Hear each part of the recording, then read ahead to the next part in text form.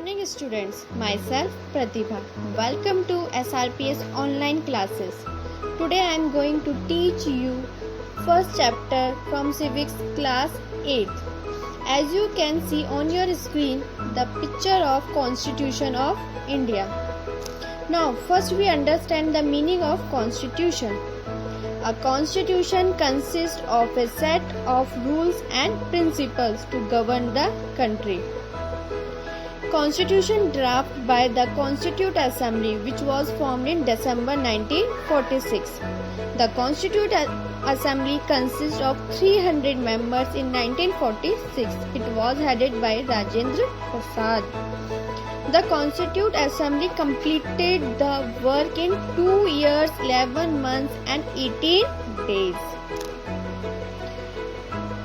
The Constitution of India was adopted on 26 November 1949 and came into force on 26 January 1950. The basic key features of Indian Constitution is federalism, parliamentary form of government, separation of power, fundamental rights and independent judiciary and secularism. So our constitution has provided 6 types of fundamental rights. Now, why does a country need a constitution? A constitution helps serve as a set of rules and principles that all persons in a country can agree upon as the basics of the way in which they want the country to be governed. The constitution also defines the nature of countries. Political system, like example, Nepal's earlier constitution stated that the country was to be ruled by the king and his councils of ministers. The constitution often lays down rules that guaranteed against this misuse of power by our political leaders. Example, in the Indian Constitution, many laws contained in the section of fundamental rights. No one can delete or deduct our fundamental rights. In a democracy, India is a democratic country. So in a democracy, the Constitution also ensures that a dominant group does not use its power against others. It means less powerful people or groups. The Constitution helps to protect us against certain decisions that we might take that could have adverse effect on that larger principles that the country believes in. The Indian Constitution's key features. Earlier I explained federalism, parliamentary form of government, separation of powers.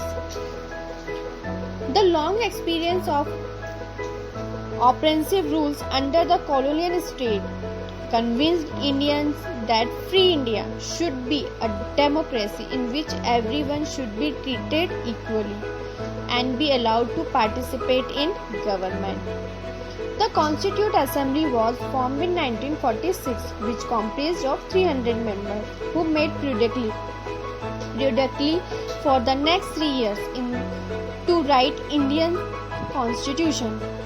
Various things are kept in mind while drawing up Constitution, as the country was made up several different communities who spoke different language, belonged to different religions and had distinct culture.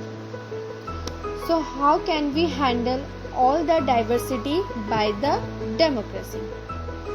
First, federalism. It means existence of more than one level of government in the country.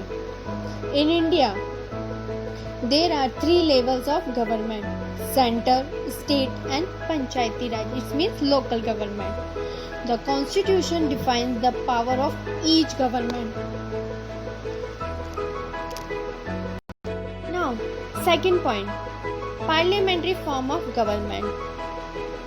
Constitution of India guarantees universal adult franchisee for all citizens, meaning that the people of India have a direct role in electing their representatives. Every citizen of the country, irrespective of his or her social background, can also contest in elections.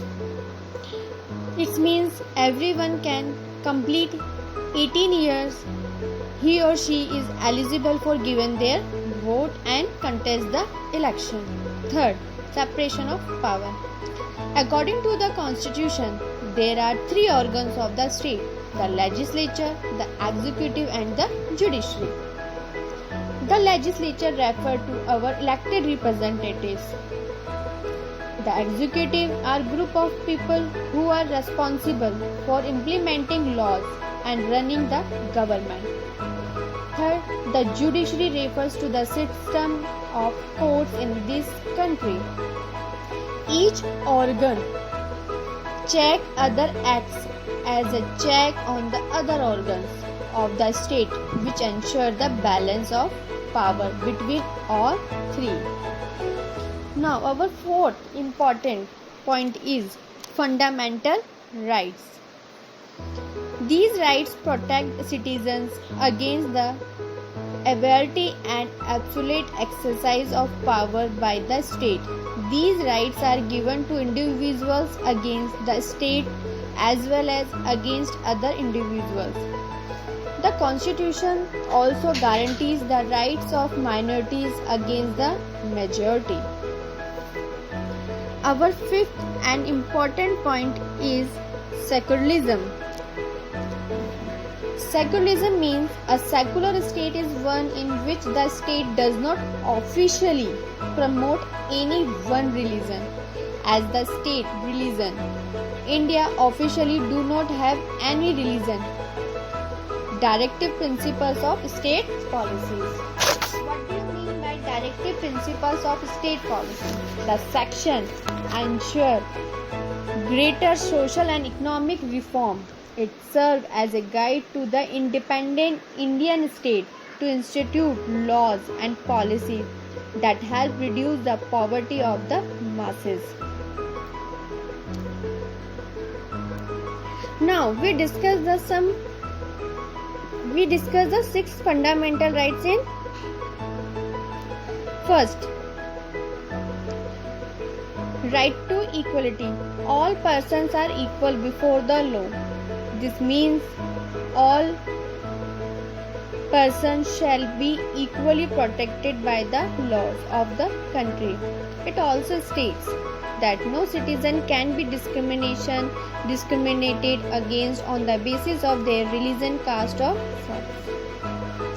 Right to freedom. This includes the right to freedom of speech and expression, the right to form association, the right to move freely and reside in any part of the country, and the right to practice any profession, occupation and business. Right against exploitation.